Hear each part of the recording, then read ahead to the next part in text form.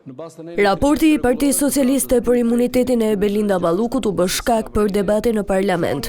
Kreu i grupit të Partisë Demokratike Gazmend Bardhi akuzoi mazhorancën se për shkak të përpjekjeve për të mbrojtur Ballukun, po vonon qëllimisht votimin për kërkesën e SPAK. Tani po zvarrisni përfshirjen e kësaj çështje në rend të ditës. Nëse do merrni tani mikrofonin, do më thoni Ulsiu vazhdon të jetë akoma në bibliotekë, edhe nuk e ka përfunduar raportin, ky është problemi i Ulsiut, jo i kuvendit. Ulsiu të dal nga biblioteka, të dorëzojë raportin.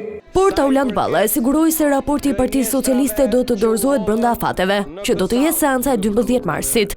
Do të respektohet afati 2 javor, bie poshtë pretendimi se po shkelet afati, sepse afati 2 javor është përpara datës së përfundimit të afatit të shqyrtimit që është data 17 mars, e përpasoj sqaroj publikun që sapo të jetë gati brenda këtij afati në seancën më të parë, që natyrshëm është seanca e ditës së njëjtë 12 mars, natyrshëm do të jenë gati 2 raporte.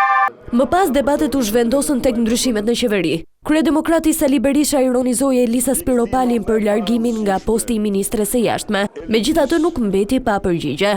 Po pse qa kujton ti se Barhan të Lubia? Ndaj dhe se ke nga Sali Berisha, jo, e ke nga vetja jote. Se jo që se mbroje, po për kudrazi, gëzoheshe se tani do bëheshe ti zëvendës kryeministre. Nuk ta priste mendja se ishte kjo tjetra, kloni Lubis. Të shohim se ku jemi e ku ishim dhe të shohim edhe për të ardhmen.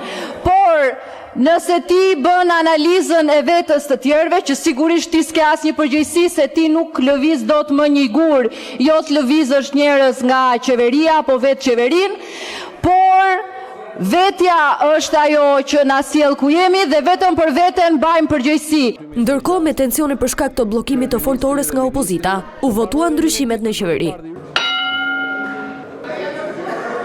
Mbyllet